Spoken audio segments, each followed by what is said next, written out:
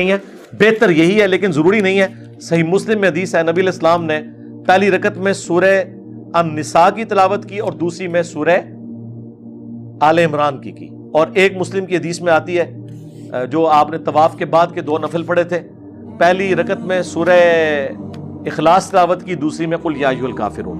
तरतीब आगे पीछे होना ये जायज है, सबके नजदीक जायज है। हनफी सिर्फ ये कहते हैं कि ये गुनाह है, नमाज हो जाएगी। वो ये भी कहते हैं कि सजदा साहब भी वाजिब नहीं है, सजदा साहब भी वाजिब नहीं, नमाज भी हो रही है, फिर भी गुनाह है। देख लो कित्थे दिमाग गया उन्हों का। भाई जदों सजदा साहब भी करने की जरूरत नहीं,